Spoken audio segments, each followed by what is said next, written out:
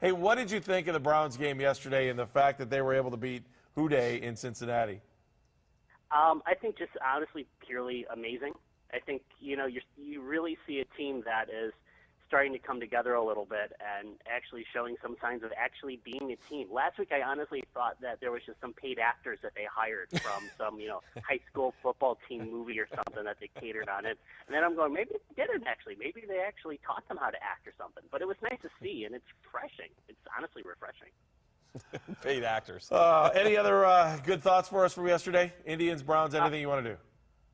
The one thing I did notice, and I feel bad for one group of people for the Indians win after that yesterday, was season ticket holders, because now all of a sudden, after everyone was kind of on the fence all year long, it's like they literally won the lottery now. Yeah, they have postseason baseball, but now all of a sudden some strange uncle from years ago that they haven't seen is going to start calling them and begging them for tickets all of a sudden now. They're going to get all these random family members calling and begging for tickets. So I slightly feel bad for those people, mainly because I'm going to be the one calling all those season ticket holders begging for tickets for Wednesday. So okay, we'll call you the strange uncle from now on, Matt.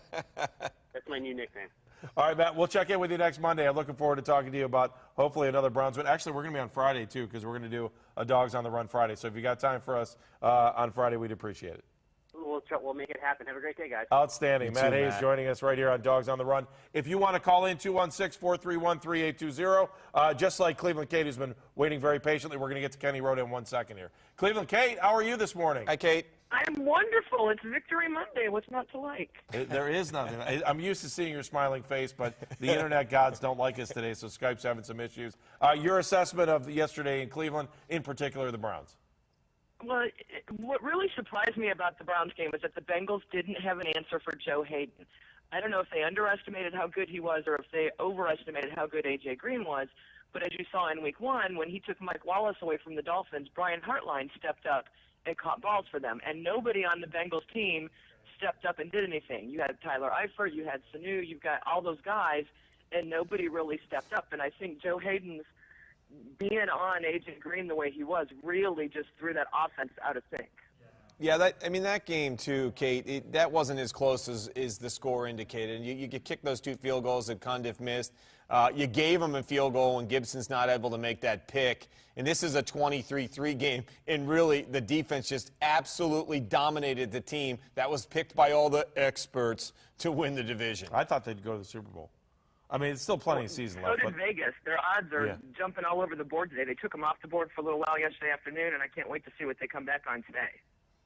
All right, Kate, just a perspective from your house yesterday, and I mean, people just going crazy. I mean, this is probably, in your perspective, probably one of the best sports days in Cleveland history in quite some time, I should say, at least. It really was, because it started for us, obviously, with Saturday night and the Buckeyes and rolled all the way through until last night. I was so excited last night. I have to work on Sunday, so I listened to the game and watched it on TV while I'm at work.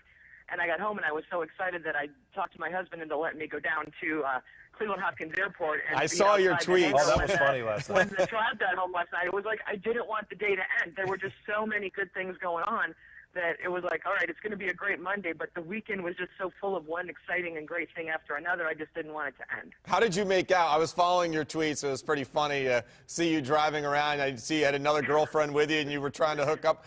How did the night end, so to speak? Did you get to see him?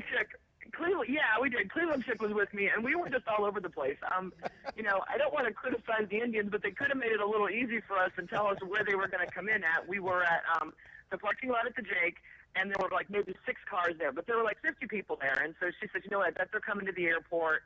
Let's head over to the airport. So we went up to Burke, figuring they'd chartered a plane and they'd come into Burke. And while we were there, we saw a tweet from someone who said, no, they're flying commercial, and gave us their United flight number. So then we go over to Hopkins. Yeah, that's not true. We're in baggage claim, and then a bunch of people started heading up to where they come in off the gate there.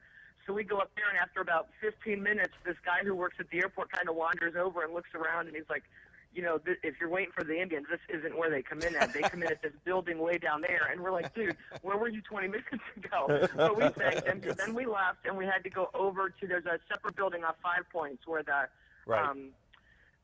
people who can afford to fly on their own go fly. Yeah, so we got over there. Well put. And there was some police officers and security guys, but they were very nice to us. They told us where we could line up and wait. Oh, that's cool. It was really cool. Swisher, when we all started yelling OH as soon as we saw him, he dropped his luggage right there in the parking lot, and he put his hands up and did the IO, and everyone was just screaming and yelling. And there were maybe, 50 people, but the players were, smiling and waving and honking their horns at us, and they seemed to appreciate that we were there just to welcome them home. Absolutely. True fans there last night. Hey, Kate, thank you so much. Appreciate it. We'll talk to you on Friday. You're welcome, guys. Dogs on Bye. the Run Friday. Okay, now I want to get to Kenny Rhodey. Kenny, I'm sorry for leaving you hanging there for a little bit. Kenny, people wanted to go to the airport last night to go see the Indians, but I think a part of that is the conglomeration of the Browns winning yesterday, and like Cleveland Kate said, they did not want yesterday to end. No, yesterday was one of the best days in a long, long time for Cleveland sports fans, and you and I, along with Matt Wilhelm, were talking about it on the post-game show the other night. Was there one more game left in the weekend that would really top it off with the Browns beating the Bengals, and that happened. And then the Monsters with Calvin Pickard in goal last night get a shutout win. So it was the perfect sports weekend for Cleveland sports fans. And the Cavs start today, too. Cavs Media Day today. Yeah. So you got everybody rolling right now, and it is such a good time to be a part of this I feel city so right good. now. I think we're going to hear at Cavs Media Day today that Andrew Bynum is 100% healthy and he's ready to roll. I just feel like let's not get carried away, guys. Let's just hope that he's actually there and running somewhat, so his rehab stays on course. Let me just say this to all the Cincinnati fans out there. Ain't nobody got time for that. Ain't nobody got time for that. Ain't nobody got time for that. Who dey? Who dey? Ain't nobody got time for that. Ain't nobody got time for that. Too bad, Cincinnati. I think that's the other thing, too, Kenny, is you look at this whole thing. The Steelers at 0-4 still put a smile on Northeast Ohio's face, especially because this has become Steeler country up here a little bit. When the Browns went away, it's hard to avoid the Steelers anywhere you go in this town.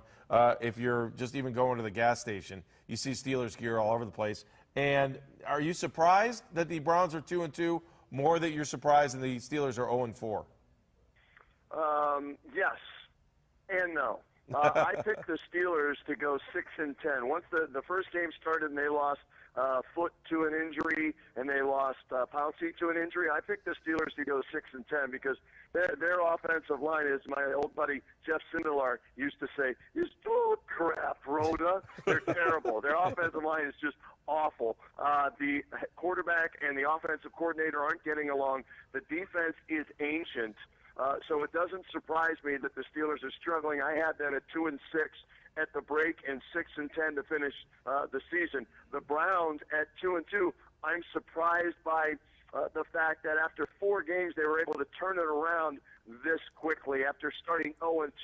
And let's be honest, Brian Hoyer, I didn't think it was a good pickup. I'm wrong on that to this point. Now, we still have a long way to go, and we'll see how many more games he plays. But this is a guy that's been a career backup, and you're wondering, did he sell his soul to the devil, or what's going on here? Or is it another Tom Brady situation just, out of nowhere, or a Kurt Warner situation out of nowhere? Somebody, rises to the top of the NFL, or at least in Cleveland, to an 8-8 team, which would be, remarkable for this team, and the fans would absolutely love it. So I'm a little surprised by both.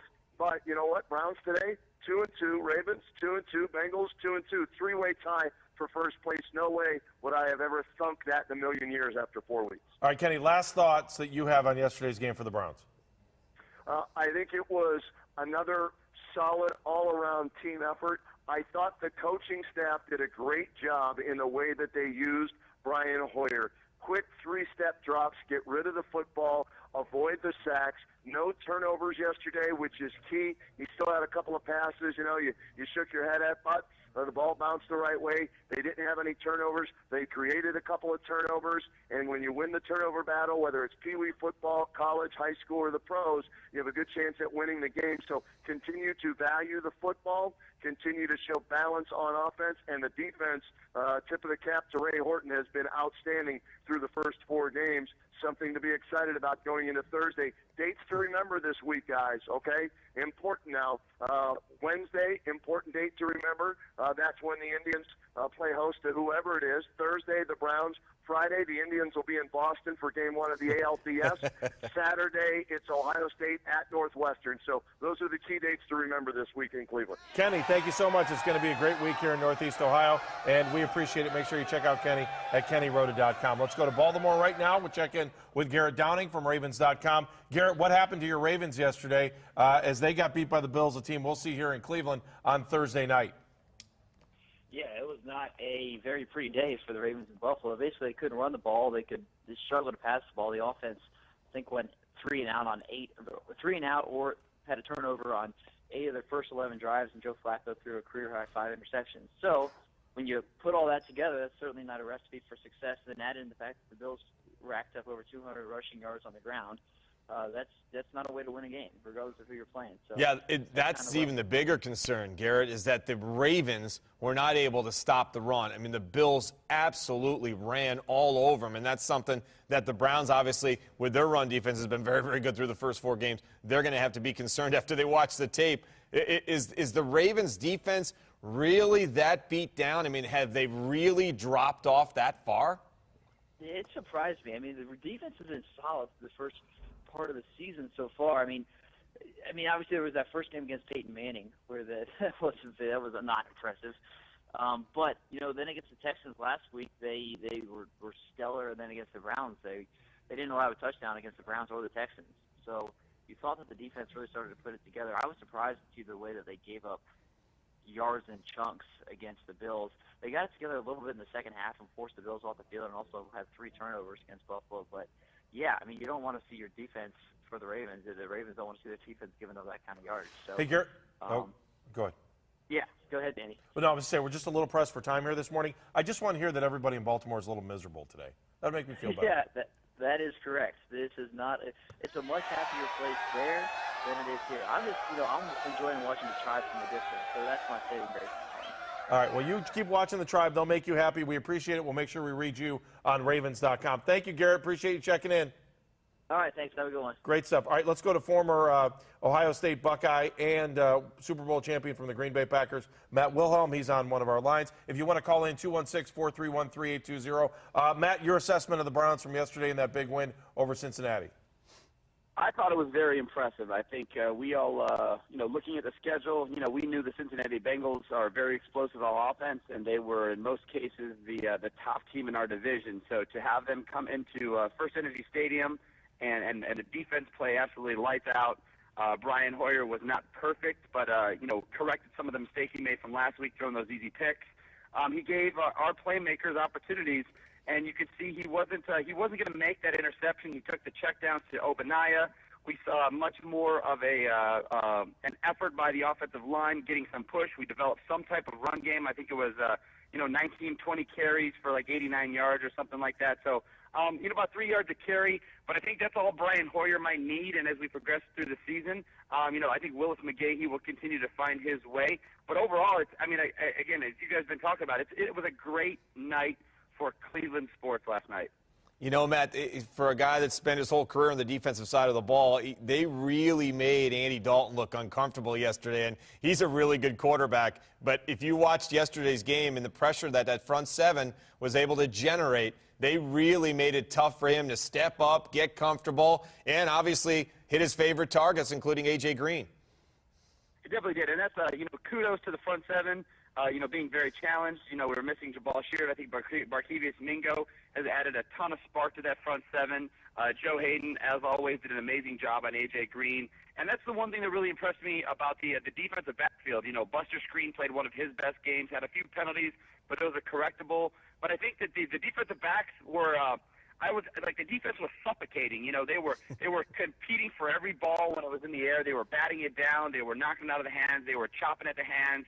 And if the ball was caught, it was a catch tackle.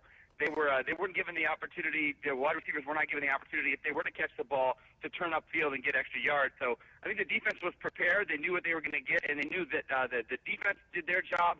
That with Brian Hoyer, under snap, they have an opportunity to win those football games, and they did yesterday. Could you have had any more of a perfect weekend? Elyria Catholic wins, Ohio State wins, Browns win, Indians win. I think this is the perfect Wilhelm weekend, isn't it?